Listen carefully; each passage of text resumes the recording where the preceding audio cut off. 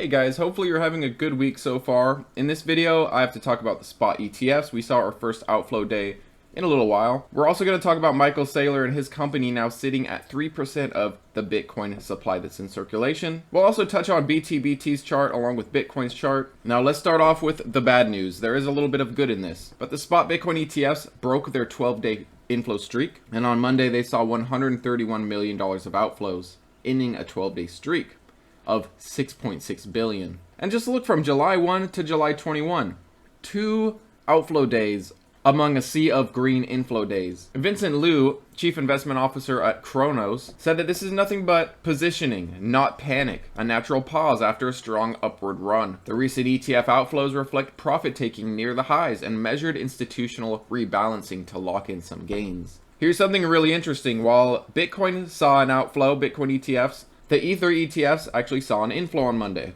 and it's been a very consistent couple weeks of inflows, with the exception of July 2. I think the market is anticipating alt season.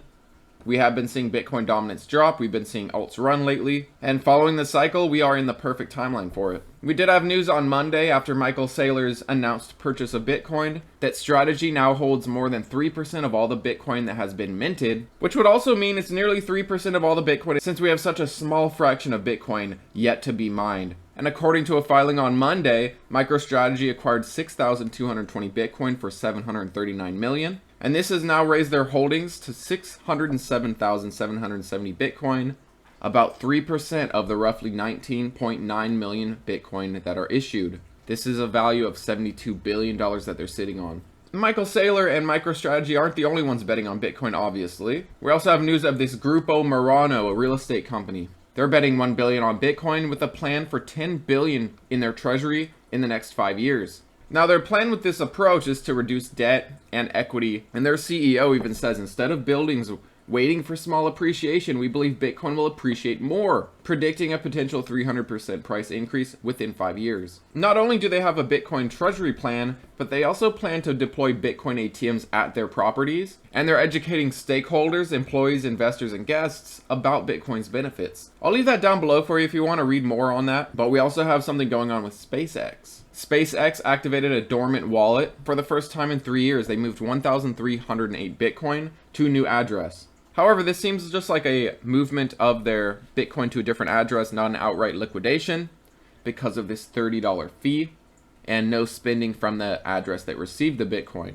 And if you didn't know, Tesla still holds $2 billion worth of Bitcoin. Last cycle, there were a lot of moves on Bitcoin based on what Tesla was doing. They had an announcement that they bought Bitcoin, and that was right around the time it ran from somewhere around 30,000 to its all-time high at that time, the 60,000 area. Soon after that, Tesla announced selling of some of their Bitcoin, and that also brought a huge drop for Bitcoin's price. But I'm curious if you guys remember last cycle and how Tesla's purchases and sells really impacted Bitcoin's price. Tesla and what they were doing with Bitcoin was a major focus on Bitcoin in the last cycle. We didn't have spot ETFs, we didn't really have a massive MicroStrategy yet, and it was really all about Tesla and what they were doing. Now, I do want to give Bitcoin a look, and it's doing exactly what we want, a nice consolidation after this huge run. Now, keep in mind that you want to watch this ascending line here. When we get towards the end of July, we're likely to test it. If we fail it, we may be testing 111, 112,000. But so far, so good. We are following this sideways channel, a nice consolidation after this massive run. I couldn't be happier with Bitcoin right now. And look at Bitcoin's performance so far in this quarter. This is Q3. The Bitcoin miners are still set to report Q2, which was a fantastic quarter actually for Bitcoin.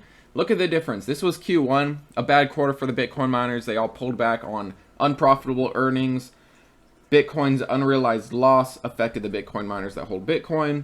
And of course, their cost to mine was not good because of Bitcoin's price and its massive drop over that quarter. It was anywhere from barely 100,000 to the low 80s, high 70s.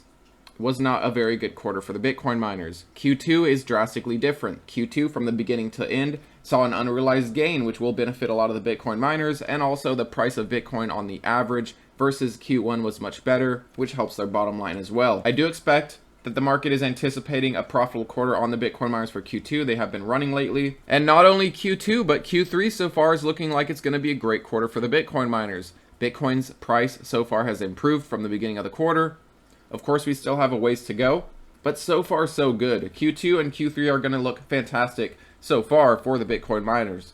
And most of the Bitcoin miners are going to be reporting the Q2 in August. This is when many will flip from unprofitable because of Q1 and the poor performance from Bitcoin there to being profitable because of the good performance from Bitcoin in Q2. Now, one Bitcoin miner I want to touch on is BTBT. We talked about this gap and how it may fill. We are working towards it. If we can break this 314 area, I do think we are going to fill this gap. This will be a fantastic time to add. Now, if this gets a little drawn out and we take a little time to fill this, keep an eye on this previous trend line. BTBT may react on it towards the end of the month. But you know, if you were asking, should I buy BTBT back when it was 4 something, back when it was 450, saying I'll wait for a dip to 4, you know, in my opinion, now is the time to start pulling the trigger. Now is the time to add. If you are comfortable with buying this late in the cycle, if you haven't been buying BTBT earlier in the cycle when it was $1, when it was $2, I suppose now would be a fantastic time on a fill of this gap. I don't think there's going to be another opportunity otherwise, but do keep in mind that we are getting late into the cycle.